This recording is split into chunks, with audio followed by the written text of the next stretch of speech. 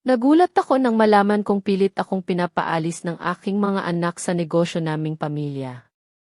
Ang kapehan na binuo ko gamit ang aking pawis at dugo, ngayon ay gusto nilang angkinin. Ang pinakamahalaga kong ari-arian, ang ipon ko para sa aking pagtanda, ay tila mawawala na lang. Ngunit, hindi pa nila lubos na naunawaan ang halaga ng katapatan. May nakatago akong sikreto at ito ang magbabago ng lahat. Bago mo marinig ang buong kwento ng isang amang nanahimik, mag-subscribe ka muna, baka dito mo marinig ang sarili mong tinig. Ang pangalan ko ay Maria. 34 na taong gulang ako noon. Malapit na akong manganak, 8 buwan na ang aking dinadala. Isang araw, umupo ako sa sala, hinahaplos ang malaki kong tiyan. Naramdaman ko ang paggalaw ng aking anak. Hindi ko lubos maunawaan ang mga salitang lumabas sa bibig ng aking asawa, si Jose. Maria, kailangan nating maghiwalay. Ang lalaking minsang nangako ng pagmamahal sa altar habang buhay, ngayon ay humihingi ng diborsyo. Ganito, kasing lamig ng bato ang kanyang mukha. Wala siyang bahid ng hiya. Ang sandaling iyon, ang sandaling ipinagkanulo ako ng taong pinakapinagkakatiwalaan ko, ay parang pagguho ng aking buong mundo. Napakasakit. Hindi ko inakala. Pero hindi ako umiyak. Sa halip, umiti ako. Isang ngiting mapait. Isang ngiting hindi niya maintindihan. Maria, mahal ko si Sarah. Pakakasalan ko siya. Siya ang gusto kong makasama, dagdag pa ni Jose, ang kanyang boses ay walang pag-aalinlangan. Hindi niya ako tiningnan sa mata. Pagkatapos, pumasok si Sarah. Si Sarah, ang matalikong kaibigan sa loob ng 20 taon. Naglalakad siya sa likod ni Jose, may pagmamalaki sa kanyang mukha. Hawak niya ang kanyang tiyan, 5 buwan na ang dinadala niya. 5 buwan. Anak ito ni Jose. Kailangan niya ng pangalan, sabi ni Sarah, ang kanyang tinig ay matigas. Ang tingin niya sa akin ay parang nanalo siya sa isang laban.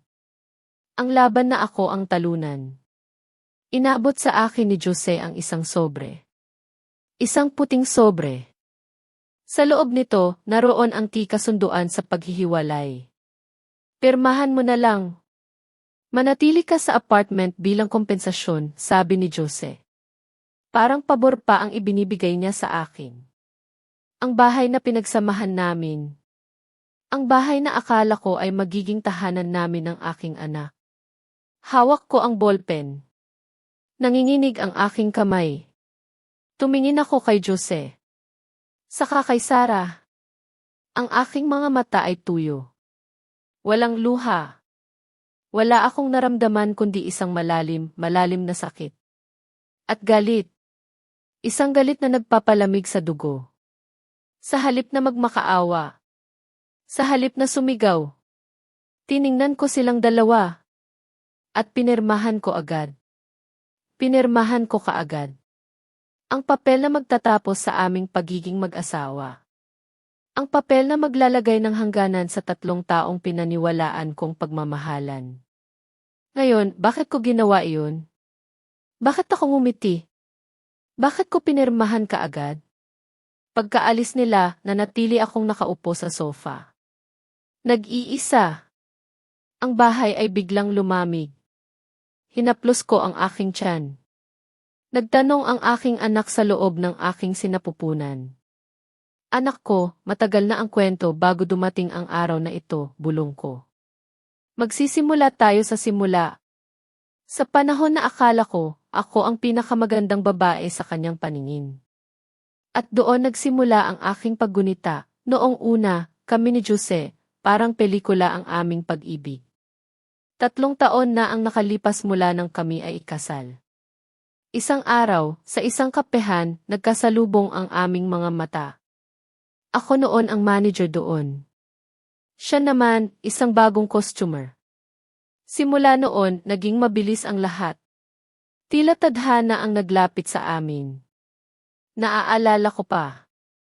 Tuwing Sabado at Linggo, magkahawak kamay kaming naglalakad sa aming lugar. Tatawa kami sa maliliit na bagay. Pagpasok namin sa isang kapehan, laging pareho ang aming order. Kapag siya ang nag-aalok, parang nababasa niya ang laman ng isip ko. Akala ko, siya na ang aking magiging sandalan habang buhay. Siya ang aking magiging kasama sa pagtanda. Wala akong pag-aalinlangan. Wala akong agam-agam. Ngunit kailan nga ba nagsimulang magbago ang lahat? Dahan-dahan. Unti-unti. Parang hamog na naglaho sa umaga. Nagsimulang gabi na umuwi si Jose mula sa trabaho. Sa simula, naiintindihan ko pa. Akala ko, abala lang siya. Marami lang siguro siyang proyektong tinatapos sa opisina. Pero, kahit nasa bahay na siya, unti-unting nabawasan ang aming usapan. Dati, magkasama kaming nakaupo sa sofa, nanonood ng telebisyon, nagkukwentuhan tungkol sa kung ano-ano. Ngayon, bawat isa sa amin, nakatutok na lang sa kani-kanyang cellphone. Ang katahimikan ay naging mas malakas kaysa sa aming mga boses. Habang lumalaki ang aking tiyan, lumalaki rin ang distansya sa pagitan namin. Mas marami na ang mga gabi na, kahit magkatabi kami sa kama, nakatalikod kami sa isa't isa. Minsan, sa kalagitnaan ng gabi, kalahating tulog, iaabot ko ang aking kamay sa kanyang panig ng kama. Malamig na. Wala na siya roon. Kung naroon man, nakatalikod siya. Naririnig ko ang mahinang hakbang niya tuwing madaling araw. Patungo sa sala. Nagpapanggap akong tulog. Pero mahigpit kong hawak ang kumot. Doon ko unang naramdaman na posible palang makaranas ng matinding kalungkutan kahit nakatira ka sa ilalim ng iisang bubong kasama ang ibang tao. Napakasakit. Ngayon, 8 buwan na ang aking tiyan. Ang bigat ng dinadala ko ay nagpaparamdam sa akin na parang bibiyakin ang aking likod. Ang aking mga binti, sobrang pamamaga, na ang marka ng aking medyas ay naiiwan sa aking balat.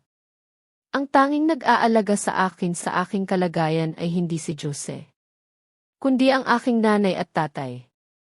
Isang araw, tulad ng dati, dumating ang aking nanay at tatay. Dala-dala ngayon, itutuloy ko ang aking kwento. Karga-karga ko pa rin ang aking tiyan. Isang araw, pumasok ako sa bahay. Nagdala ako ng mga pagkain galing sa aking nanay. Tatay, bakit ang dami ninyong dinala? Tanong ko. Maghapon ang nanay mo sa palengke. Nagluto para sa iyo, sagot ni tatay. Kahit wala kang gaanong gana, kumain ka ng mabuti. Para sa inyo ni Lian. Napakasarap ng sinigang na baka na niluto ni nanay. Ang mainit na sabaw ay nakapagbigay ginhawa sa aking katawan at kaluluwa. Naramdaman ko ang pagmamahal ng aking mga magulang. Pero kahit busog ako, pakiramdam ko ay may kulang. May bumabagabag sa akin. Nagsimulang maging kakaiba ang mga bagay-bagay. Mas nagiging maingat si Jose sa kanyang telepono. Dati, iniiwan niya lang ito kung saan-saan, sa sofa, sa mesa. Pero ngayon, kahit sa banyo, dala niya. Isang gabi, habang naliligo siya, sinubukan kong tingnan ang kanyang telepono. Pero, nagbago na ang password. Bakit mo binago ang password mo? Tanong ko sa kanya nang lumabas siya mula sa banyo. Bumuntong hininga siya. Tumingin siya sa akin. May security training kami sa trabaho, kailangan palitan. Malamig ang kanyang tugon. Pero ikaw, bakit mo tinitingnan ang cellphone ko? Galit ang kanyang tinig. Tumahimik ako. May mali. Ramdam ko. Nagulat ako nang malaman kong pilit akong pinapaalis ng aking mga anak sa negosyo naming pamilya. Ang kapehan na binuo ko gamit ang aking pawis at dugo, ngayon ay gusto nilang angkinin. Ang pinakamahalaga kong ari-arian, ang ipon ko para sa aking pagtanda, ay tila mawawala na lang. Ngunit, hindi pa nila lubos na naunawaan ang halaga ng katapatan. May nakatago akong sikreto at ito ang magbabago ng lahat. Bago mo marinig ang buong kwento ng isang amang nanahimik, mag-subscribe ka muna. Baka dito mo marinig ang sarili mong tinig. Ang pangalan ko ay Maria. 34 na taong gulang ako noon. Malapit na akong manganak, 8 buwan na ang aking dinadala. Isang araw, umupo ako sa sala, hinahaplos ang malaki kong tiyan. Naramdaman ko ang paggalaw ng aking anak. Hindi ko lubos maunawaan ang mga salitang lumabas sa bibig ng aking asawa, si Jose. Maria, kailangan nating maghiwalay.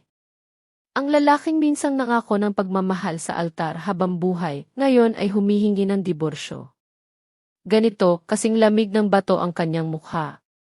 Wala siyang bahid ng hiya. Ang sandaling iyon, ang sandaling ipinagkanulo ako ng taong pinakapinagkakatiwalaan ko, ay parang pagguho ng aking buong mundo. Napakasakit. Hindi ko inakala. Pero hindi ako umiyak. Sa halip, umiti ako. Isang ngiting mapait. Isang ngiting hindi niya maintindihan. Maria, mahal ko si Sarah. Pakakasalan ko siya. Siya ang gusto kong makasama, dagdag pa ni Jose, ang kanyang boses ay walang pag-aalinlangan. Hindi niya ako tiningnan sa mata. Pagkatapos, pumasok si Sarah. Si Sarah, ang matalikong kaibigan sa loob ng 20 taon. Naglalakad siya sa likod ni Jose, may pagmamalaki sa kanyang mukha. Hawak niya ang kanyang tiyan, 5 buwan na ang dinadala niya. 5 buwan. Anak ito ni Jose. Kailangan niya ng pangalan, sabi ni Sarah, ang kanyang tinig ay matigas. Ang tingin niya sa akin ay parang nanalo siya sa isang laban. Ang laban na ako ang talunan. Inabot sa akin ni Jose ang isang sobre. Isang puting sobre. Sa loob nito, naroon ang kasunduan sa paghihiwalay. Pirmahan mo na lang. Manatili ka sa apartment bilang kompensasyon, sabi ni Jose. Parang pabor pa ang ibinibigay niya sa akin. Ang bahay na pinagsamahan namin. Ang bahay na akala ko ay magiging tahanan namin ng aking anak. Hawak ko ang ballpen. Nanginginig ang aking kamay. Tumingin ako kay Jose. Saka kay Sarah. Ang aking mga mata ay tuyo. Walang luha. Wala akong naramdaman kundi isang malalim na sakit. At galit. Isang galit na nagpapalamig sa dugo. Sa halip na magmakaawa. Sa halip na sumigaw. Tiningnan ko silang dalawa. At pinirmahan ko agad. Pinirmahan ko kaagad. Ang papel na magtatapos sa aming pagiging mag-asawa. Ang papel na maglalagay ng hangganan sa 3 taong pinaniwalaan kong pagmamahalan. Ngayon, bakit ko ginawa iyon? Bakit ako ngumiti? Bakit ko pinirmahan kaagad? Pagkaalis nila, nanatili akong nakaupo sa sofa. Nag-iisa. Ang bahay ay biglang lumamig. Hinaplos ko ang aking tiyan. Nagtanong ang aking anak sa loob ng aking sinapupunan. Anak ko, matagal na ang kwento bago dumating ang araw na ito, bulong ko. Magsisimula tayo sa simula. Sa panahon na akala ko, ako ang pinakamagandang babae sa kanyang paningin. At doon nagsimula ang aking paggunita. Noong una, kami ni Jose, parang pelikula ang aming pag-ibig. 3 taon na ang nakalipas mula nang kami ay ikasal. Isang araw, sa isang kapehan, nagkasalubong ang aming mga mata. Ako noon ang manager doon. Siya naman, isang bagong customer.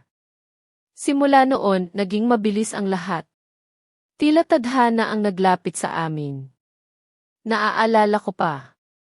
Tuwing Sabado at Linggo, magkahawak kamay kaming naglalakad sa aming lugar. Tatawa kami sa maliliit na bagay. Pagpasok namin sa isang kapehan, laging pareho ang aming order. Kapag siya ang nag-aalok, parang nababasa niya ang laman ng isip ko. Akala ko, siya na ang aking magiging sandalan habang buhay. Siya ang aking magiging kasama sa pagtanda. Wala akong pag-aalinlangan. Wala akong agam-agam. Ngunit kailan nga ba nagsimulang magbago ang lahat? Dahan-dahan. Unti-unti. Parang hamog na naglaho sa umaga. Nagsimulang gabi na umuwi si Jose mula sa trabaho. Sa simula, naiintindihan ko pa. Akala ko, abala lang siya. Marami lang siguro siyang proyektong tinatapos sa opisina. Pero, kahit nasa bahay na siya, unti-unting nabawasan ang aming usapan. Dati, magkasama kaming nakaupo sa sofa, nanonood ng telebisyon, nagkukwentuhan tungkol sa kung ano-ano. Ngayon, bawat isa sa amin, nakatutok na lang sa kanikanyang cellphone. Ang katahimikan ay naging mas malakas kaysa sa aming mga boses. Habang lumalaki ang aking tiyan, lumalaki rin ang distansya sa pagitan namin. Mas marami na ang mga gabi na, kahit magkatabi kami sa kama, nakatalikod kami sa isa't isa. Minsan, sa kalagitnaan ng gabi, kalahating tulog, iaabot ko ang aking kamay sa kanyang panig ng kama. Malamig na. Wala na siya roon. Kung naroon man, nakatalikod siya. Naririnig ko ang mahinang hakbang niya tuwing madaling araw. Patungo sa sala. Nagpapanggap akong tulog. Pero mahigpit kong hawak ang kumot. Doon ko unang naramdaman na posible palang makaranas ng matinding kalungkutan kahit nakatira ka sa ilalim ng iisang bubong kasama ang ibang tao. Napakasakit. Ngayon, 8 buwan na ang aking tiyan. Ang bigat ng dinadala ko ay nagpaparamdam sa akin na parang bibiyakin ang aking likod. Ang aking mga binti, sobrang pamamaga, na ang marka ng aking medyas ay naiiwan sa aking balat. Ang tanging nag-aalaga sa akin sa aking kalagayan ay hindi si Jose, kundi ang aking nanay at tatay. Isang araw, tulad ng dati, dumating ang aking nanay at tatay. Dala-dala ngayon, itutuloy ko ang aking kwento. Karga-karga ko pa rin ang aking tiyan. Isang araw, pumasok ako sa bahay. Nagdala ako ng mga pagkain galing sa aking nanay. Tatay, bakit ang dami ninyong dinala? Tanong ko. Maghapon ang nanay mo sa palengke. Nagluto para sa iyo, sagot ni tatay. Kahit wala kang gaanong gana, kumain ka ng mabuti. Para sa inyo ni Lian. Napakasarap ng sinigang na baka na niluto ni nanay. Ang mainit na sabaw ay nakapagbigay ginhawa sa aking katawan at kaluluwa. Naramdaman ko ang pagmamahal ng aking mga magulang. Pero kahit busog ako, pakiramdam ko ay may kulang. May bumabagabag sa akin. Nagsimulang maging kakaiba ang mga bagay-bagay. Mas nagiging maingat si Jose sa kanyang telepono. Dati, iniiwan niya lang ito kung saan-saan, sa sofa, sa mesa. Pero ngayon, kahit sa banyo, dala niya. Isang gabi, habang naliligo siya, sinubukan kong tingnan ang kanyang telepono. Pero, nagbago na ang password. Bakit mo binago ang password mo? Tanong ko sa kanya nang lumabas siya mula sa banyo. Bumuntong hininga siya.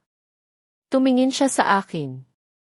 May security training kami sa trabaho, kailangan palitan. Malamig ang kanyang tugon. Pero ikaw, bakit mo tinitingnan ang cellphone ko? Galit ang kanyang tinig. Tumahimik ako. May mali. Ramdam ko. Ito ay isang panaginip. Isang bangungot. Hindi ito totoo. Naisip ko. Mahal ko si Jose, nagpatuloy si Sarah, hawak ang kamay ng aking asawa. Pinihit ko ang aking nanginginig na mga kamay. Sinusubukan kong iproseso ang sitwasyon. Maria, may mga magulang ka. May pamilya ka. Ako, siya lang ang mayroon ako. Wala akong ibang masasandalan. Kaya, balak mong kunin ang asawa ko. Ikaw, ang kaibigan ko sa loob ng 20 taon, tanong ko, nanginginig ang boses. Inasahan kong iiyak ako. Pero kakaiba. Ang aking mga mata ay tuyo. Magpapakasal kami ni Jose. Pakiayos ang mga papeles bago manganak ang bata. Tiningnan ni Sarah si Jose. Senyasan niya ito. Pagkatapos, kinuha ni Jose ang isang sobre mula sa kanyang maleta. Ito ay ang mga papeles ng kasunduan sa paghihiwalay. Inilagay niya sa mesa. At sinabi, pirmahan mo na lang. Manatili ka sa apartment. Sapat na iyon bilang kompensasyon. Ang asawa kong nag-aalok sa akin ng bahay na parang ginagawan ako ng pabor. Ang kaibigan kong walang hiyang nagpahayag na magpapakasal sa aking asawa.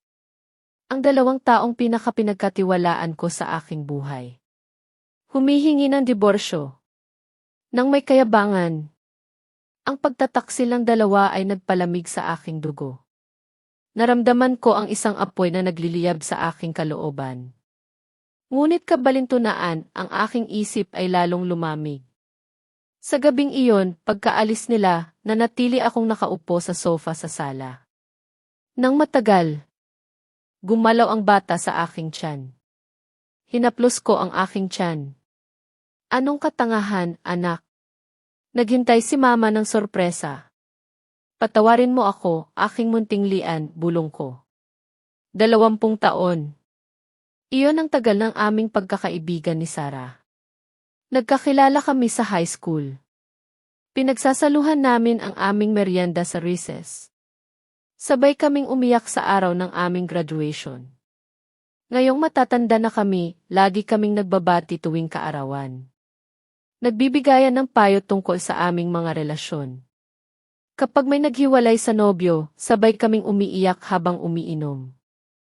Si Sarah ang kasama ko. Tinulungan niya ako sa lahat sa araw ng aking kasal. At ang sara na iyon. Ipinagkanulo ako kasama ang aking asawa. At nabuntis pa. At si Jose. Ang lalaking umamin ng pag-ibig sa akin. Humingi sa akin ng kasal. Nangako ng pagmamahal habang buhay. Ngayon, sinabi niya sa akin, nang walang pag-aalinlangan, na mahal niya ang aking matalik na kaibigan. At kailangan naming maghiwalay. Libu-libong kaisipan ang nagulo sa aking ulo. Sa hindi kapanipaniwalang katotohanan. Sa sandaling iyon, tumunog ang aking cellphone. Si Nanay. Maria, dumating na ba si Jose? Kumain na ba kayo? Pagkarinig ko sa boses ni Nanay, muling umalpas ang luha. Pero hindi ko siya pwedeng ipaalala sa aking problema. Kaya, pinigilan ko ang aking pag-iyak. At sumagot, opo, kumain na po kami. Anong nangyari sa boses mo?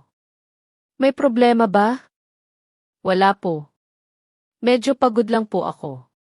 Pagkababa ko ng telepono ng mabilis, nilamon ako ng kalungkutan. At humagulgol ako ng iyak. Paano ko sasabihin kay Nanay ang sitwasyong ito? Paano ko sasabihin sa kanya na ang kanyang nag-iisang anak, na malapit ng mga anak, ay maghihiwalay dahil sa pagtataksil ng kanyang asawa at kanyang matalik na kaibigan? Gaano sila maghihirap ang aking mga magulang? Patuloy ang gabi. Pero imposible akong makatulog. Nakahiga ako sa kama. Nakatingin sa kisam. Ang mga nakaraang buwan ay naglaro sa aking isip. Parang pelikula. Naaalala ko. Nagsimula akong pagsama-samahin ang mga pangyayari. Ang madalas na pagbisita ni Sarah sa aming bahay sa simula ng kanyang pagbubuntis. Ang napakabait na pagtrato ng aking asawa sa kanya. Kung paano ako iniiwasan ni Sarah kamakailan, pagkatapos ng gabing iyon, hindi ako pinayagan ng aking puso na lumubog sa sakit at awa sa sarili. Kailangan kong kumilos. Para kay Lian. Hindi ako pwedeng maging isang inang mahina. Sa kabila ng aking mabigat na tiyan, naglakas loob akong lumabas. 2 beses akong sumakay ng bus. Mahirap. Pero kailangan kong gawin. Pumunta ako sa free legal aid service sa munisipyo. Kumuha ako ng numero. Umupo sa isang matigas na upuan. Naghintay. Pagkakataon kong magtanong. Sa kaso ng annulment, paano ko po makukuha ang suporta para sa aking anak at ang custody? Tanong ko sa abogadong nasa harap ko. Nanginginig ang aking boses. Ang child support ay itinakda batay sa kita ng kabilang partido.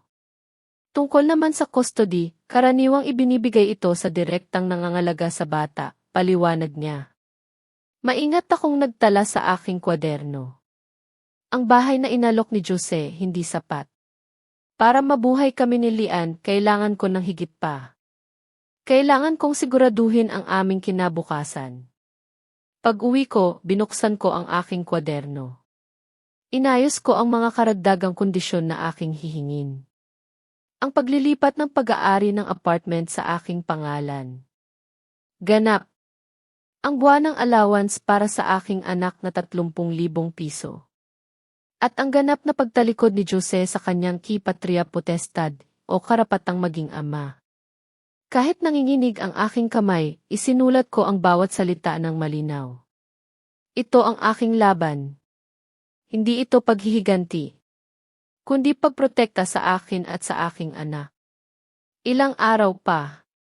Naisip ko si nanay ni Jose, ang aking biyenan. Kung malalaman niya ang balak ng kanyang anak na iwanan ang kanyang buntis na asawa.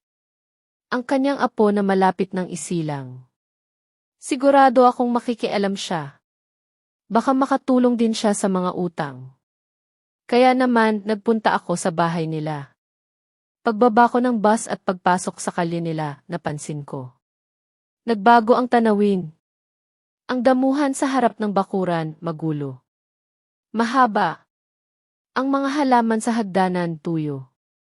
Patay. Nang bumukas ang pinto at makita ko ang mukha ni nanay ni Jose. Kinilabutan ako. Magulo ang kanyang buhok. Malalim ang eyebags niya. Ang biyanan ko na karaniwan ay masayahin. Aktibo. Inaalagaan ang sarili. Mukha siyang mas bata ng 10 taon.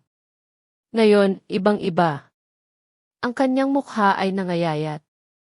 Ang kanyang mga mata ay lumalim. Mukha siyang matanda na. Ang kanyang kalusugan nakakabahala. Biyanan, ako po ito, si Maria. Maria. Dumating ka? Ang boses ni nanay ni Jose, kinakabahan. Pagpasok ko sa madilim na bahay, naramdaman ko ang lamig. Ang sala, na karaniwan ay malinis, ngayon ay magulo. Sa mesa ng kainan, nakatambak ang mga papeles.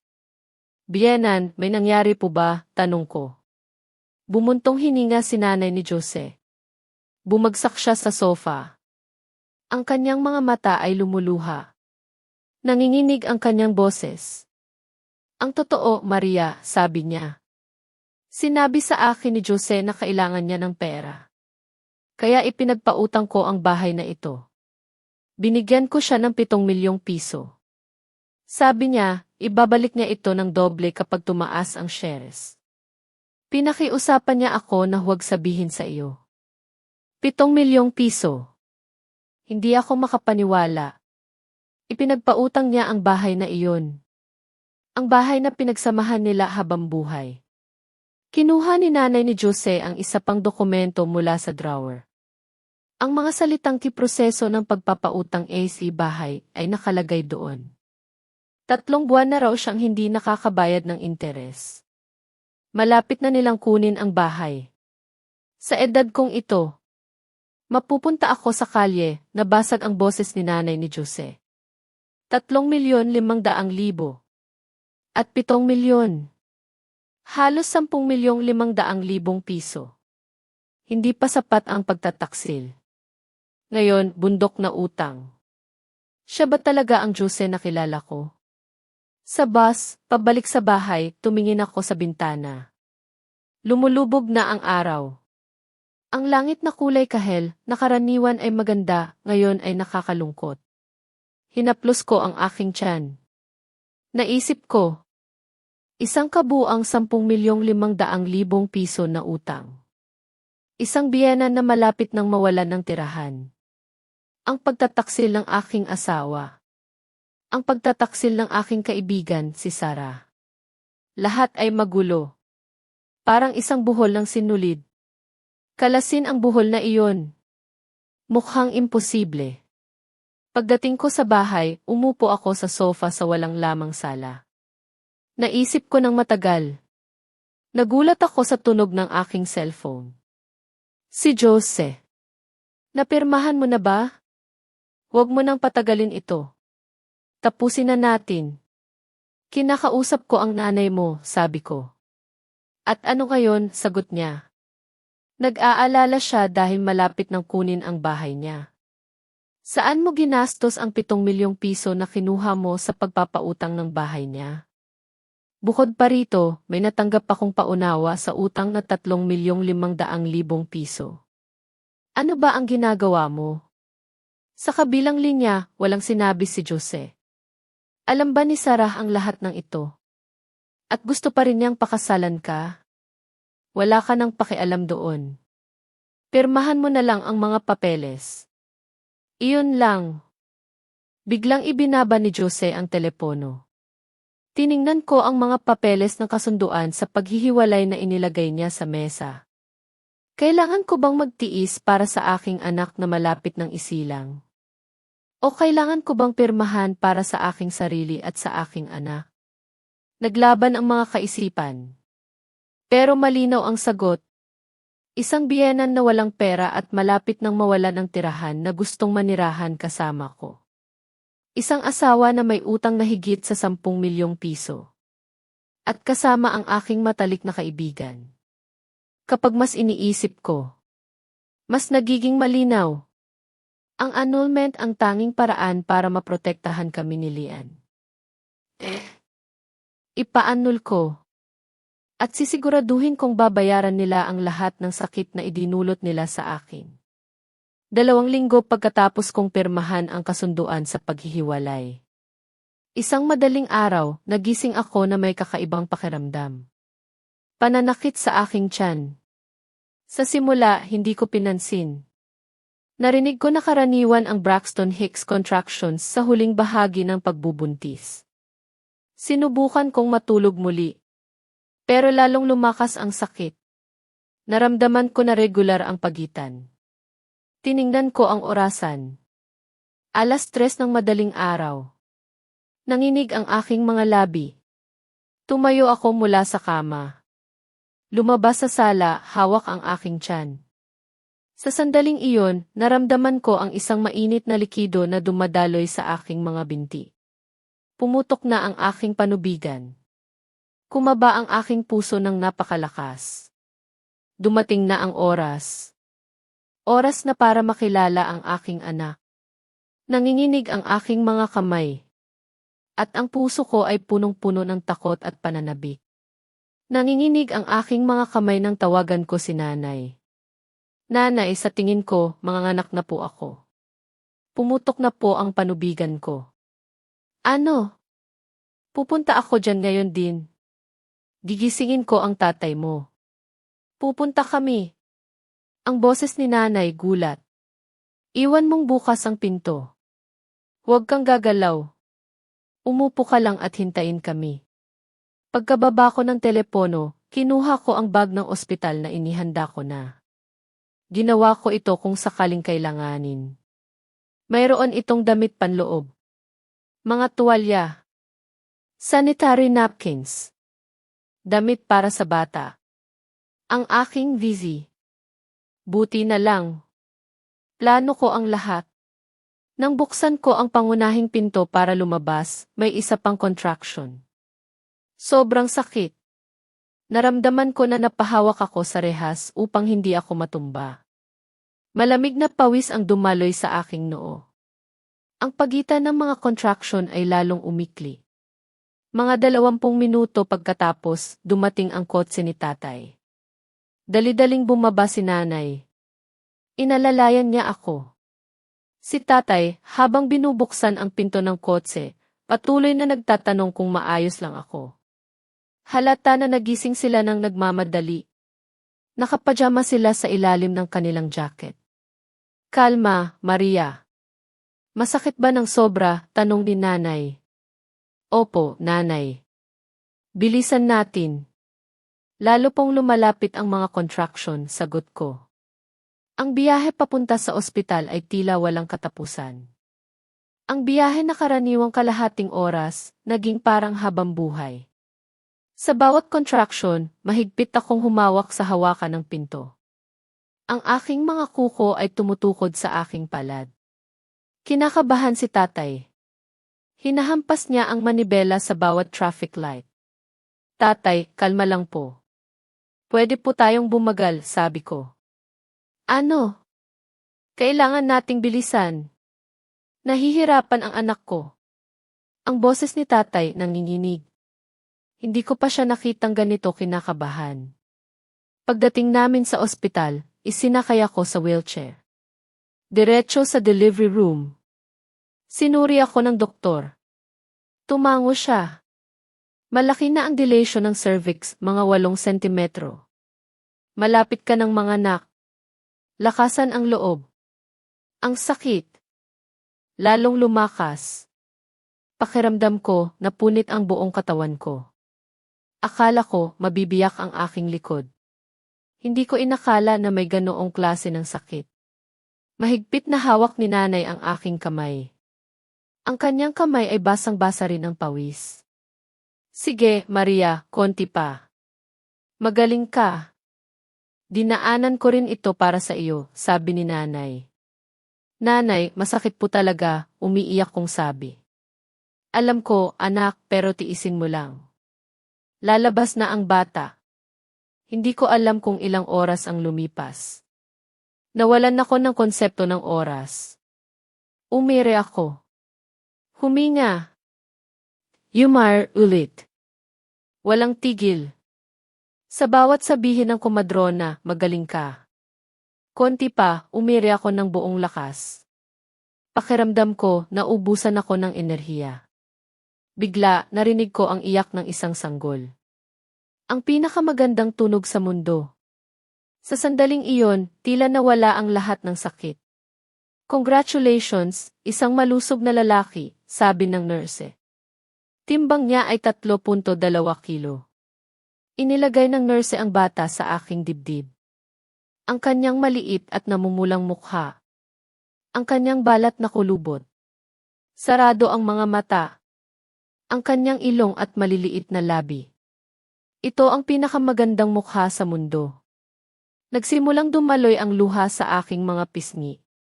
Hindi ko mapigilan. Tiniis ko ang 9 na buwan para makilala ka, naisip ko. Lian, ako si Mama. Sa wakas, nagkita tayo. Ang galing mo, anak ko. Gumulo ang bata sa aking dibdib. Ang kanyang maliit na kamay ay kumilos sa hangin. Pagkatapos ay mahigpit na humawak sa aking daliri. Bawat isa sa kanyang mga daliri ay napakaliit. At perpekto. May kuko pa. Ang isipin na ang maliit na buhay na ito ay lumaki sa loob ko. Sa sandaling iyon, nawala ang lahat. Ang pagtataksil. Ang galit. Ang kalungkutan. Ang takot. Si Lian lang ang umiiral. Si nanay, habang pinupunasan ang pawis sa aking noo, umiiyak kasama ko. Ang galing mo, anak. Kamukha niya ang nanay niya. Ang gwapo. Perpekto ang ilong niya, katulad mo noong bata ka. Salamat, nanay. Salamat sa pagiging narito. Hindi ko alam kung ano ang gagawin ko kung wala ka, sabi ko. Siyempre, kailangan kong naririto. Manganganak ang anak ko. Si tatay, sa kabilang panig ng salamin, patuloy na pinupunasan ang kanyang luha habang tinitingnan ang bata. Hindi ko pa nakitang umiyak ng ganoon si tatay. Laging seryoso. Kalaunan, sinabi nila sa akin na 2 oras siyang paikot-ikot sa harap ng delivery room. Nasa kwarto na ako. Hindi ko maiwasang tingnan si Lian. Dinala siya mula sa nursery. Natutulog siya ng mahimbing sa aking tabi. Ang kanyang maliliit na labi ay gumagalaw. Naglalabas ng mahinang tunog. Mukhang gutom siya. Inilapit ko ang bote ng gatas. Nagsimula siyang sumipsip ng malakas. Napakaganda ng eksena. Muli akong umiyak. Napakagaling mong kumain, aking Lian. Kumain ka ng marami para lumaki kang malusog at malakas. Pagka-discharge ko, iniuwi ako ng aking mga magulang. Dala ni nanay si Lian. Si tatay, karga ang mga bag, naglakad ako ng dahan-dahan. Hindi pa ako lubusang nakakabawi. Ang bahay na dati ay pakiramdam ko ay walang laman, ngayon ay iba na. Pagka-discharge ko sa ospital, iniuwi ako ng aking mga magulang. Si nanay ang karga si Lian. Si tatay ang nagdala ng mga bag, naglakad ako ng dahan-dahan. Hindi pa ako lubusang nakakabawi. Ang bahay na dati ay pakiramdam ko ay walang laman. Ngayon ay iba na. Naroon ang kuna, ang sterilizer ng bote, ang tumpok ng mga diapers. Hindi na ito ang bahay na iniwan ni Jose. Ito na ang tahanan namin ni Lian. Nanay, pwede po kayong magtagal dito ng ilang araw, tanong ko. Siyempre, anak. Dito ako mananatili hanggang sa makabawi ka. Igagawa kita ng sabaw. Ako ang maglalaba. At aalagaan ko si Lian para makapagpahinga ka, sagot ni nanay. Salamat kay nanay, nakayanan ko ang mga unang araw. Pero nang umalis siya, nagsimula ang tunay na pagsubok. Ang sanggol na ginigising ako sa buong gabi. Ang mga bote na kailangan sa bawat 2 o 3 oras. Ang walang katapusang pagpapalit ng diaper. Wala akong tulog. Palagi akong pagod. 4:00 ng madaling araw, naglalakad ako sa sala, karga ang umiiyak na sanggol. Hindi ko mapigilan ang pagluha. Pakiramdam ko ay lubos akong pagod. Ang aking mga mata ay namumula. Hindi ako nakaligo ng ilang araw. Halos hindi ako kumakain. Hindi ko na nga kayang tumingin sa salamin. Kaya ko bang palakihin ang batang ito mag-isa? Napakahirap. Naisip ko. Sa mga sandaling iyon, tinitingnan ko si Lian. Ang bata. Pagod na sa pag-iyak. Natutulog sa aking mga bisig. Walang kamalay-malay sa lahat. Ang makita ang kanyang payapang mukha ay nagbibigay sa akin ng bagong lakas. Kaya ko. Para sa batang ito, kaya kong gawin ang lahat. Kapag si Lian ay busog na kumakain. At natutulog ng mahimbing. Isang ngiti ang lumilitaw sa aking mukha. Para sa kinabukasan ng batang ito. Pakiramdam ko, kaya kong harapin ang lahat. 1 buwan pagkatapos kong manganak, dumating si nanay. Habang inihahanda niya ang aking sabaw, maingat siyang nagtanong. Maria, anak, ano ang plano mo ngayon? Naisip mo na bang bumalik sa trabaho? Tiningnan ko si Lian. Sumagot ako. Opo, nanay. Gusto kong magbukas ulit ng isang kapehan. May karanasan po ako bilang manager. Isang kapehan, ikaw mag-isa? At paano si Lian, tanong ni nanay. Ilalagay ko po siya sa daycare. Gusto ko pong magkaroon ng sarili kong negosyo. Kahit maliit. Nag-aalalang tiningnan ako ni nanay. Napakahirap niyan. Ang pagsasama ng pagpapalaki ng anak at negosyo, hindi madali. Nag-aalala ako. Alam ko po, nanay. Pero gusto ko pong subukan. Gusto kong maging isang inang ipagmamalaki ni Lian. Gusto kong mamuhay ng may dignidad. Nang hindi umaasa sa kahit sino.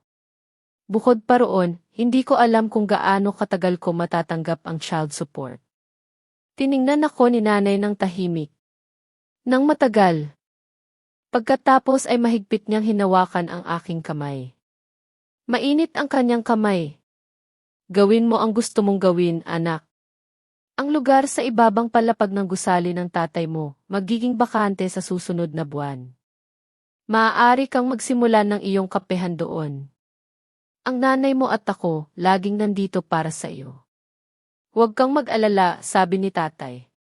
Sa walang kondisyong pagmamahal ng aking mga magulang, hindi ko napigilan ang aking mga luha. Salamat, nanay. Mahal ko po kayo. Sa gabing iyon, pagkatapos kong patulugin si Lian, kinuha ko ang isang kwaderno. Nagsimula akong isulat ang plano ng negosyo para sa kapehan. Ang kinakailangang budget. Ang disenyo ng menu. Ang konsepto ng dekorasyon. Isinulat ko ang lahat. Naalala ko ang lahat ng natutunan ko sa pagtatrabaho sa franchise. Pagpili ng kape. Espresso extraction. Latte. Inventory management. Customer service. Cash closing. Ang kinabukasan. na dati ay tila madilim. Nagsisimulang magkaroon ng liwanag. Mahaba pa ang daan. Pero kahit papaano, may direksyon na ako. Ang buwan ay nagniningning sa labas. Ito ay full moon. Binulungan ako ni Lian sa kanyang pagtulog. Umupo ako sa tabi ng kanyang kuna. Hinaplos ko ng banayad ang kanyang pisngi. Ang kanyang balat ay malambot. Makinis. Lian, magsisikap si mama ng husto. Magsasama tayong masaya. Ayos lang na wala si papa. Gagawin din ni mama ang kanyang papel. Pakiramdam ko. Umiti si Lian sa kanyang pagtulog. Malamang. May magandang panaginip siya. Sa unang pagkakataon mula nang maghiwalay kami. Naramdaman ko ang pananabik para sa kinabukasan. Natatakot ako. Pero nararamdaman ko rin ang matinding emosyon. Isang bagong simula ang naghihintay sa akin. Sa wakas, sumapit ang araw ng opisyal na pagbubukas ng kape ni Lian. Nagising ako ng alas 5 ng umaga. Kinakabahan ako. Hindi na ako makatulog ulit. Bumangon ako. Tiningnan ko ang bintana. Madilim pa rin ang langit. Pero ang aking puso ay kumakaba ng malakas. Alas 7, iniwan ko si Lian kay nanay. Nagpunta ako sa kapehan. Pagkabukas ko ng pinto, nakita ko ang malinis at maayos na loob na iniwan ko noong nakaraang araw. Naglagay ako ng maliliit na paso sa bawat mesa. Sa counter, inilabas ko ang mga cake na inihurno ko ngayong umaga. Pinainit ko ang espresso machine. Giniling ko ang mga butil ng kape. Isang masarap na amoy ng kape ang pumuno sa kapehan. Alas 9, dumating si nanay at tatay na may dalang baukwet ng bulaklak. Dala ni tatay ang kamera. Maria, magpa-picture tayo sa harap ng singboard. Para sa alaala. Inayos ko ang aking apron. Tumayo ako sa ilalim ng singboard. Tumayo si nanay at tatay sa magkabilang tabi. Kumuha ng litrato si tatay gamit ang cellphone. Sa screen, halata ang aking mukha na may tensyon. Pero kahit ganoon, umiti ako. Ang aming anak, sa wakas ay negosyante na, sabi ni nanay, tapik sa aking balikat. Naramdaman ko ang pag-init ng aking mga mata. Pero pinigilan ko. Hindi ako pwedeng umiyak. Ngayon ay isang bagong simula. Alas 10 ng umaga, binuksan ko ang mga pinto ng maluwang. Pagpasok ng unang customer, yumuko ako ng 90 degrees. Welcome po. Nanginginig ang aking boses. Ang unang customer ay ang may-ari ng real estate office sa itaas. Ngayon pala ang opening. Bigyan mo ako ng Amerikano. Nanginginig ang aking mga kamay nang inihanda ko ang kape. Inilagay ko ang giniling na kape sa portafilter. Pinindot. At pinindot ang extraction button. Dahan-dahang bumagsak ang espresso. Nagdagdag ako ng mainit na tubig. At inihain ang Amerikano. Enjoy po. Sumipsip ang may-ari ng real estate office. Tumango siya. Yes, said, hindi masama. Madalas akong dadalo. Sa simpleng mga salitang iyon, naramdaman ko ang paglaki ng aking loob. Sa oras ng tanghalian, nagsimulang dumating ang mas maraming customer. Bumaba ang ilang nurse mula sa ospital sa itaas. At gayon din ang ilang guro mula sa kalapit na akademya. Abot-abala ako sa pagkuha ng mga order at paghahanda ng kape. Nang mapansin ko, lampas na ng 1:00 ng hapon. Sa sandaling iyon, bumukas ang pinto. At pumasok ang isang lalaki. Naka-white coat. Mukhang doktor mula sa ospital sa itaas. Isang lalaki na nasa edad 50. Matangkad. Malinis ang pananamit. Isang Amerikano na may yelo. Pakiusap, sabi niya. Ang kanyang boses ay malalim. Tahimik. Kinuha ko ang order. Inihanda ang kape. Kinuha ng lalaki ang kape. At umalis nang walang sinabi pa. Anong seryosong customer, naisip ko. Kinahapunan, pagkasara ko ng kapehan, ginawa ko ang aking kahera. Para sa unang araw, hindi masama. 23 kape. At 5 slice ng cake. Hindi ito kamangha-manghang numero. Ngunit ang isang magandang simula ay kalahati na ng trabaho. Kinabukasan. At kinabukasan pa. Bumalik ang doktor sa oras ng tanghalian.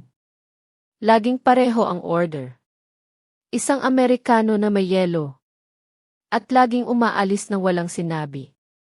Hindi ko alam ang kanyang pangalan. O ang kanyang specialty. Para sa akin, siya ay isang seryosong regular na customer lang. Isang buwan na ang lumipas mula nang buksan ko ang kapehan. Nang makatanggap ako ng tawag mula kay Isabel. Isang kaibigan mula sa high school. Maria, malapit ako rito para sa trabaho. Nabalitaan ko na nagbukas ka ng kapehan. Pwede ba akong dumaan at bisitahin ka? Matagal na kaming hindi nagkita. Si Isabel ay kaibigan din ni Sarah. Sa totoo lang, nag-alinlangan ako. Alam kong lalabas ang usapan tungkol kay Sarah. Pero hindi ko ito maiiwasan. CJ, halika. Pagpasok ni Isabel sa kapehan, tumingin siya sa paligid ng may paghanga. Ang ganda naman. Ikaw ba ang nag-design? Sa tulong ng aking mga magulang. Inihanda ko ang 2 K-flat. Umupo kami sa isang mesa. Sumipsip si Isabel. Nag-thumbs up siya. Ang sarap. Halata na nagtrabaho ka sa franchise. May galing ka talaga. Pagkatapos ng ilang sandali ng pag-uusap, maingat na inilabas ni Isabel ang paksa. Uy, Maria, narinig mo na ba ang tungkol kay Jose at Sarah? Kumaba ang aking puso. Inaasahan ko na. Pero kinabahan pa rin ako. Hindi, ano ang nangyari? Napakasama nila. Magulo. Nabalitaan ko na wala lahat ng pera ni Jose sa stock market. At nabunyag na si Sarah ay nabubuhay lang sa sunod-sunod na pautang. Lahat ng mamahaling bags at luxury hotels ay binayaran niya sa utang. Sumipsip ako ng kape. Tahimik. Nagpatuloy si Isabel. Kaya ngayon, maghapon silang nag-aaway dahil sa pera. Ang sweldo ni Jose ay pinigil. At sabi-sabi, nanghihiram na siya sa lahat ng tao. Ito ay isang bagay na naiisip ko na. Alam kong si Sarah ay nabubuhay lang sa pakitang tao. Pero kahit ganoon, pagkarinig ko, naramdaman ko ang isang kakaibang pakiramdam. Higit pa sa kasiyahan. Ito ay pakiramdam ng kawalan. At bukod pa riyan, ang bahay ng nanay ni Jose, sa huli ay kinamkam din. Ang bahay ng aking biyenan. Kinamkam. Inilagay ko ang tasa sa mesa. Naalala ko ang kanyang mukha. Huling kita ko sa kanya, matanda na siya ng sobra. Ngayon, wala na siyang tirahan. Mabuti na lang at nakawala ka sa kanya, sabi ni Isabel, hawak ang aking kamay. Kung nanatili ka pa sa lalaking iyon, idadamay ka niya. Pilit akong ngumiti. Pagkaalis ni Isabel, naghapunan ako sa bahay ng aking mga magulang. Sinabi ko sa kanila ang sinabi sa akin ni Isabel.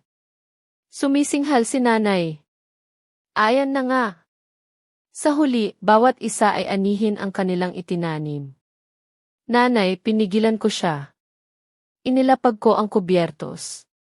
Pakiusap, wag po kayong magsalita ng masama tungkol sa kanila. Hindi ko po gusto na makita ni Lian ang kanyang ina na naninira ng kapwa. Tumahimik si nanay. Nang ilang sandali. Pagkatapos ay tumango. Tama ka, anak. Nagmature ka na ng sobra. Pauwi, naisip ko. Ano man ang mangyari sa aking ex-asawa o kay Sarah. Hindi na ito ang aking problema. Wala akong oras para magsaya sa kasawian ng iba. Hindi ko rin gusto na mamuhay ng ganoon. Kailangan kong sundin ang sarili kong landas. Isang taon na ang lumipas mula nang opisyal kaming maghiwalay ni Jose. Isang taon na rin akong lumalaban. Nagtatrabaho. Nagpapalaki kay Lian. Ngayon, iba na ang pakiramdam ko. Mas magaan. Mas malaya. Ang Lian ko naman, masigla. Tumatawa ng malakas habang ginigiba ang tore ng mga bloke na ginawa niya. Ako rin, ngumiti. Ang isang taon. Marami nang binago. 9:00 ng umaga. Binuksan ko ang kapehan. Nagsimula ang araw tulad ng dati. Pinainit ko ang espresso machine. Giniling ang kape. Ang amoy ng sariwang kape ay pumuno sa kapehan. Nagbigay sa akin ng kapayapaan. Sa oras ng tanghalian, bumaba si Iyuk Alarcon. Ilang buwan na. Hindi na lang siya basta kukuha ng kape at aalis. Humihinto na siya para makipagkwentuhan. Kumusta ang tulog ni Lian ngayon? Tanong niya. Napakabuti po. Diretso ang tulog niya kagabi, sagot ko habang inihahain ang kanyang Amerikano na may yelo. Tumango si Iyuk Alarcon. Ngumiti. Ang kanyang pagiging seryoso noon ay nawala. Nagbigay daan sa isang mainit na ekspresyon. Masaya akong marinig. Kapag madalas magising ang mga bata sa gabi, nahihirapan ang mga ina. Ito ay maikling usapan. Pero naramdaman ko ang kanyang pag-aalala. Nakakatuwa. Mabuting tao siya, naisip ko. Bandang 1:00 ng hapon, lumabas ako sandali para magpahangin. Bigla, may nakita akong nakayupyup sa tabi ng mga paso sa labas ng pinto. Akala ko, isang pulubi. Nilapitan ko ng maingat. Nang mas malapit na ako, naramdaman ko. Kumaba ang aking puso. Si Jose. May balbas siya. Hindi inalagaan. Ang kanyang buhok madulas. Magulo. Sa halip na ang malinis na suit na karaniwan niyang suot, ngayon ay nakakulubot na jacket siya. Ang kanyang mukha, na dati ay matalim, ngayon ay namamaga. Halos hindi ko siya makilala. Tiningnan niya ako. Kalahating nakapikit ang mga mata. Nanginginig ang kanyang labi. Maria. Pagkarinig ko sa kanyang boses. Umurong ako ng isang hakbang. Naramdaman ko. Nanginginig ang aking mga kamay. Anong ginagawa mo rito? Tumayo si Jose. Nag-aalinlangan. Lumuhod sa harap ko. Ang mga taong dumadaan tumitingin sa amin.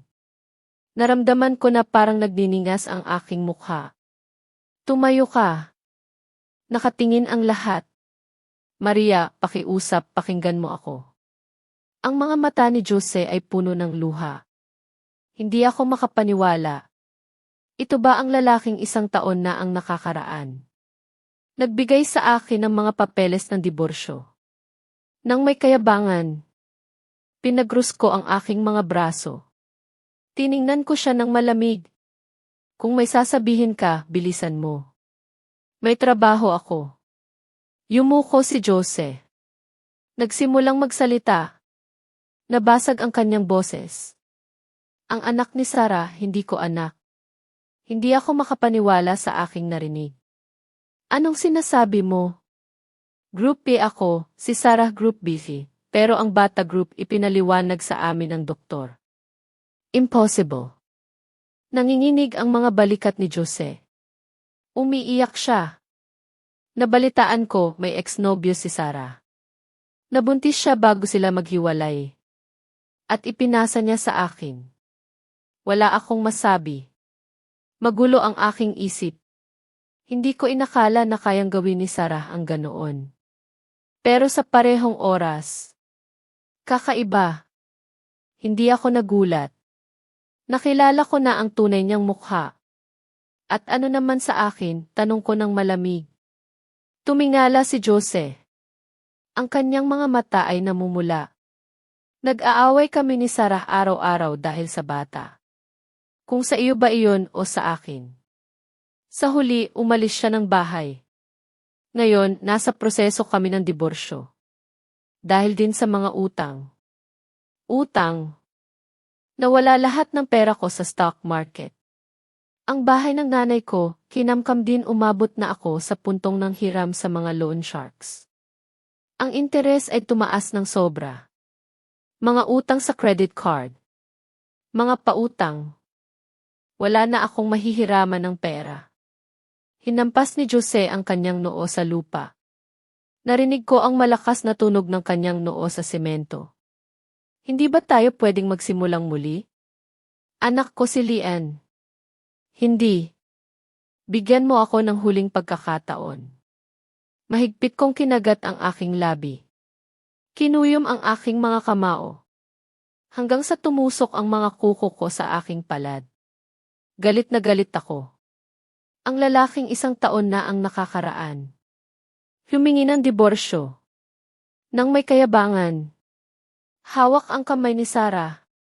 Ngayon, humihingi ng huling pagkakataon. Sa sandaling iyon, lumabas si nanay mula sa kapehan. May dala siyang timba ng tubig. Nakita niya ang lahat. Anong ginagawa mo rito? Paano ka naglakas loob na magpakita sa harap ng anak ko? Sabi ni nanay, malamig ang boses. Tumingala si Jose. Sa sandaling iyon, ibinuhos ni nanay ang timba. Ang malamig na tubig ay bumuhos sa ulo ni Jose. Ang kapal ng mukha mo. Umalis ka sa paningin ng anak ko ngayon din, sigaw ni nanay. Ang mga customer sa loob ng kapehan nagulat. Nasilip nila. Si Jose. Basang-basa ang buhok. Tumutulo ang tubig sa kanyang mukha. Hindi siya gumalaw. Ang kanyang katawan na nakayukyop ay lalong lumiit. Nanay, pumasok na po kayo. Ako na po ang bahala. Tinulungan ko si nanay na pumasok sa kapehan. Sa mismong sandaling iyon, dumating si Iyuk Alarcon sa kapehan. Nakita niya ang eksena. Tiningnan niya si Jose. Nakaluhod. Basang-basa. Pagkatapos ay ako. Maputla ang mukha. Maria, anong nangyayari? Ayos ka lang ba? Tanong niya ng maingat. Pilit akong tumango. Opo, ayos lang po ako. Papasok na po ako ngayon. Pumasok si Iyuk Alarcon sa kapehan. May pag-aalala sa mukha. Tiningnan ko ulit si Jose. Tiningnan niya si Iyuk Alarcon. Pagkatapos ay ako. Nag-aalinlangan ang kanyang ekspresyon. Mukhang napagtanto niya. Na nabubuhay kami ngayon sa magkaibang mundo. Tumayo ka, sabi ko ng mahinahon. Tumayo si Jose. Nag-aalinlangan. Tiningnan ko siya ng diretso sa mata. Hindi mo anak si Lian. Noong umalis ka ng bahay kasama ang iyong mga gamit, ikaw mismo ang nagsabi. Na huwag kitang hanapin. Na huwag pag-usapan ang tungkol sa dugong magkaugnay. Kumunot ang mukha ni Jose. Si Lian, pinanganak ko siya mag-isa. Pinalaki ko siya mag-isa. At pinrotektahan ko siya mag-isa. Anak ko siya. At wala siyang kinalaman sa iyo. Hindi nanginginig ang aking boses. Nakakagulat. Kalmado. At hindi ko na rin pakikialaman ang buhay mo. Kaya, huwag mo ring pakikialaman ang sa amin. Binuksan ni Jose ang kanyang bibig para may sabihin. Pero isinara niya ulit. Mukhang wala na siyang masabi. Tumalikod siya. Nakayuko ang kanyang mga balikat. Ang kanyang figura. Habang naglalakad palayo ng nag-aalinlangan sa eskinita. Tila napakaliit. Tiningnan ko siya ng matagal. Ilang taon lang ang nakakaraan. Ang lalaking iyon. Ang lahat sa akin.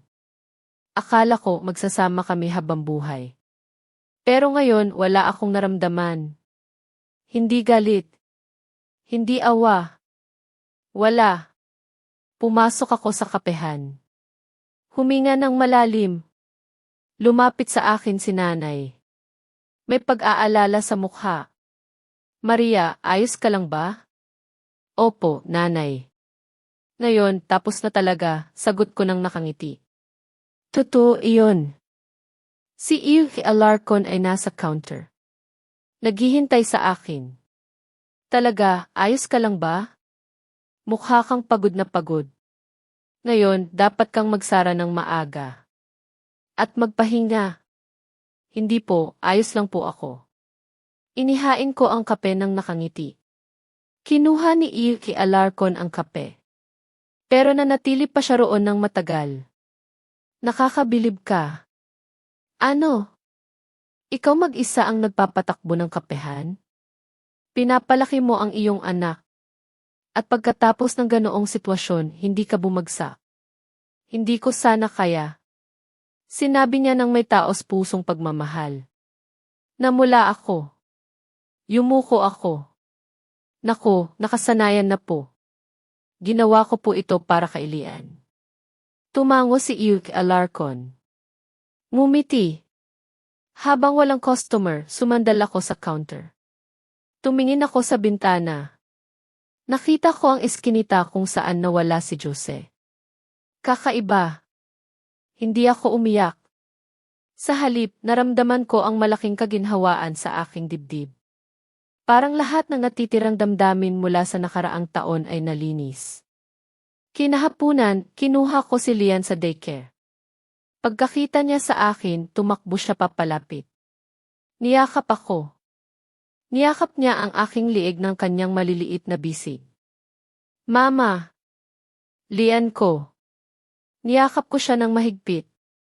Hinalikan sa pisngi. Nayanig ko ang lahat dahil sa kanya. Naging mas malakas ako dahil sa kanya. Pauwi, karga ko siya sa aking mga bisig. Naglakad kami ng dahan-dahan. Ang liwanag ng paglubog ng araw ay nagpapula sa eskinita. Tumingala si Lian. Tiningnan ako. Mama!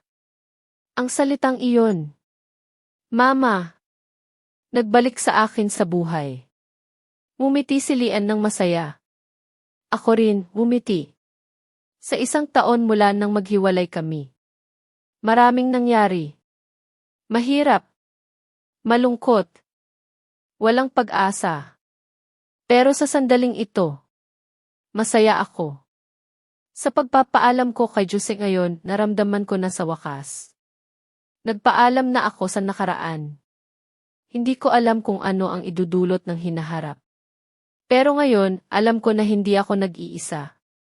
Kasama ko si Lian, ang aking mga magulang, at ang aking maliit na kapehan. At sapat na iyon. Sa katunayan, higit pa ito sa aking pinangarap. Lumipas ang ilang buwan. Ang kape ni Lian ay lubusan ng nagtagumpay. Naging paboritong lugar ito ng mga lolo at lola tuwing umaga. Umupo sila malapit sa bintana. Uminom ng kape. Nagkwentuhan. Ang kape dito, masarap sa pakiramdam. Ang sa ibang lugar, masyadong matapang. Hindi ko kaya, sabi ng isang lola. Totoo. At napakabait ng may-ari. Bata pa siya, pero magaling na, tumango ang lolo sa tabi niya. Ngumiti ako. Naghain ako ng dagdag na kape. Ang mga maliliit na sandali na iyon ay pumupuno sa aking mga araw. Si Lian din, mabilis na lumalaki. Parang kahapon lang, naglalakad pa lang siya. Ngayon, tumatakbo na siya kung saan-saan. Mas marami na rin siyang sinasabi. Nakakabuo na ng buong pangungusap. Isang araw, dinala ko siya sa kapehan. Umakyat siya sa stool sa counter para maglaro. Mama, isang kape, pakiusap, sabi niya. Ginaya niya ang isang customer. Inabot ang kanyang kamay. Ang mga customer sa kapehan natawa. Wow, ang maliit na boss, ang cute. Ako rin, ngumiti. Nilagyan ko siya ng walang laman na papel na baso sa harap niya. Narito ang iyong kape, Ginoo. Kinuha ni Lian ang baso. Nagkunwari siyang umiinom. At nag-thumbs up. Napakasarap. Pagkakita ko sa kanya, naramdaman ko ang matinding emosyon. Nagpapasalamat ako. Dahil nakikita ko lang ang aking anak na lumaki ng malusog.